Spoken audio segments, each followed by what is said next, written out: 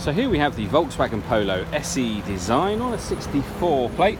I'm going to start off by showing you around the outside of the car, and then we'll hop in and run through some controls on the inside.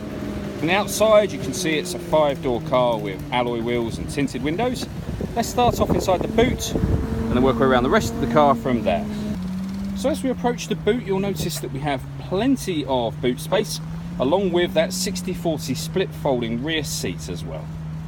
Okay, so we're just going to work our way back round to the front of the car now, and then we'll hop in and run through some controls on the inside. But now that we've done a full circle of it, you can see it's in lovely condition the whole way round. Just briefly before we jump in, I think it's well worth seeing the interior from this exterior point of view.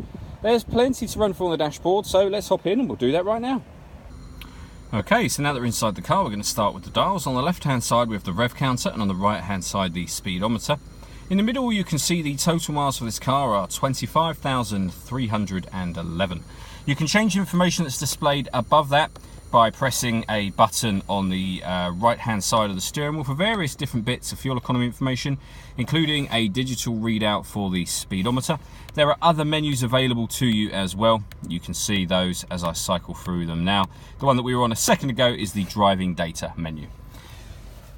Access to those menus is done using these buttons just here. And then on the left hand side we have stereo controls for the car. Also on the right you'll see this one here. So this is the voice activation for your phone. Hit that button, ask it to dial anyone in your contacts list, and it can do that for you without you having to take your phone from your bag or pocket. That is, of course, once you've paired up your phone, which is done on the touch screen in the center just here. Hit phone and then find telephone and follow the instructions on screen. When it comes to the radio in this car, you've got a few choices. You have DAB, FM and AM. If you want to listen to your own music, you can do. Just hit the media button, and then same again. You've got a few choices down the bottom just there. So CD player, SD memory card slot, USB input.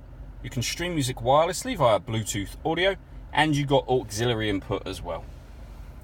Below that we've got the air conditioning, so you can adjust the temperature with this dial, fan speed on the middle one, direction of the air just here. Hit that button to turn the air conditioning on, and this button will recirculate the air that's in the car, which is a great way of heating it up or cooling it down quickly, depending on the temperature you set here, of course.